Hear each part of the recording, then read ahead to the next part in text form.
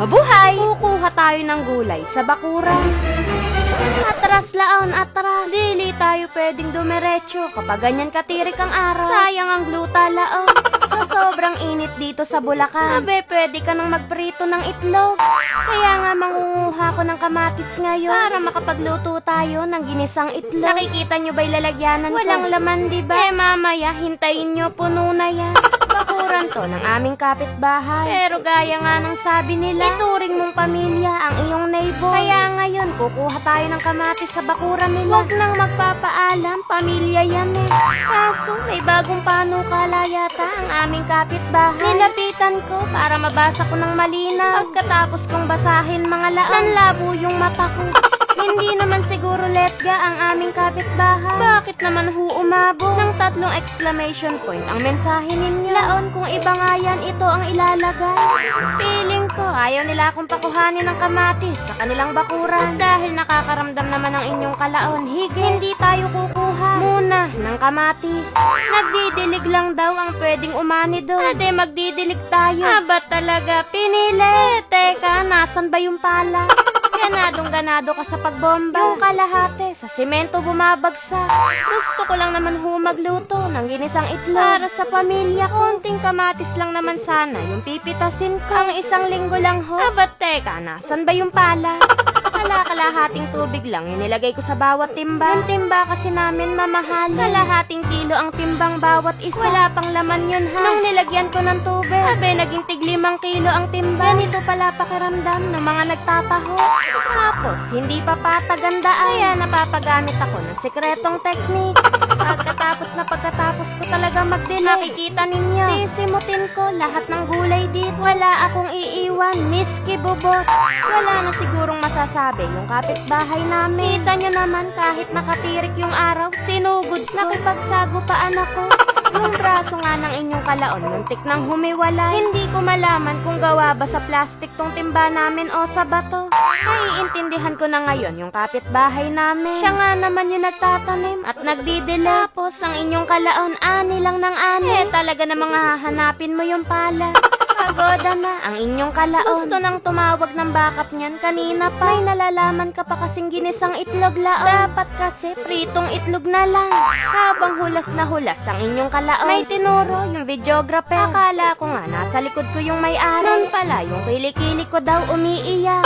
Ang baskil nila normal na nangyayari yan sa katawan ng tao. Pinagpapawisan tayo, lalo na kung may ginagawa. Pawis pala yan laon. Akala namin gripo. Hindi na nga ako nakatiis mga laon na tayong magpakajira. May solusyon naman na. Dumiretso na tayo sa expert. Sa mga ganitong pagkakataon, dapat dun tayo sa sigurado. Ere nga, malinaw na nakasulat, hila. Pero ang inyong kalaon, tinula. Hayaan nyo na, puyat eh. Summer na talaga mga laon. Kita nyo naman yung mga nail designs dito sa drip options. Kahit wag ka na mag-swimming laon, pagawa ka na lang ng kuko. May tawag ng tawag sa akin dito sa likod mga laon. Napakakulit, hello ng hello. Tandaan nyo, 11:00, sinumpong ang inyong kalaon. Binigyan na nila ako ng robe mga laon. Naliligo na yata ako. Mukhang iba na ang amoy natin. Papasok na ako, muntik pa akong maligaw. Sabi ko kasi sa'yo laon, wag kang magpupuyat eh. Humiga na nga ako mga laon. Komportable ko dito sa aking higa. Akala ko nga ako si Sleeping Beauty eh. Papalahin kita riyan eh. Nilagyan na nga pala ako ni Ma'am Nurse ng anesthesia. Nabahan na kaya tinanong ko kung masyak. Hindi naman daw mga laon. Para lang daw kagat ng langga. Ade for the go ang inyong kalaon. Nakuha pa ngang magpakyut niyan eh. Akala ko dati basta kilikili. Buong parte nun pinagpapawis. Sabi hindi pala. Buti na lang hindi ko sineshare yung kaalaman ko ngayon. Itong ginagawa sa akin ni Ma'am Nurse ay para malaman kung saang parte ko nagpapawis. Nakikita nyo ba yung itim-itim na yan? Yaan lumabas yung gripo kanina. Dalawang paraan yung ginawa ni Ma'am Nurse para makita kung saan ako nagpapawis. Traditional at modern. Pagkatapos nun, itinurok Sweatox nga pala ang tawag sa ginagawa sa atin ngayon para mabawasan yung sobra nating pagpapawis sa leki-leki. Eh pagkatapos nga nito, hindi na tayo magkakaroon ng gripo. Naka-swimsuit ka man o corporate, hindi ka na majijiya na itaas ang iyong kilikili. No more baskil, no more gripo. Tamang-tama to ngayong summer mga laon. May outing pa naman kami. Syempre, todo aura tayo sa pagpipicture. Hindi na tayo mangangamba na may gripong lalabas. Sinagot na ni Drip Options ang lahat. Baka kasi sabihin nyo, sinasarili ko lang.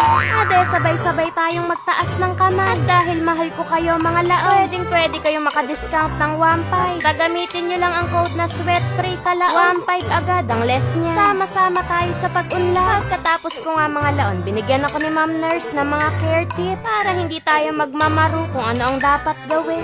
Meron din silang paganito mga laon. Kapag nag-avail kayo ng kahit anong service dito sa Drip Options, bibigyan nila kayo ng coupon pauwi. Abe, makakamenos ka talaga na mahilab-hilab. Hindi lang yan mga laon. Dahil meron din sila na membership card na doble ang discount. Dahil makakamenos pa kayo ng another 9 kya. Yung silver membership card, pwede kayong mamili ng 3 machine na gusto nyong gamitin sa inyong katawan. Unli yan mga laon sa loob ng isang taon. At meron din sila na gold membership card. Kung sa silver 3, dito 5. Yung mga nakasulat dyan, yan mismo yung mga pwede nyong makuha. Tapos discounted pa. Tapos unlimited pa. Sa loob ng isang taon ha. Pwede nyong ma-avail yan mga laon kahit ano dyan sa dalawa. Hanggang March 31, 2024. At may isang laon na naman hang nawala ng basang kilikili. Yun lang, hanggang sa muli.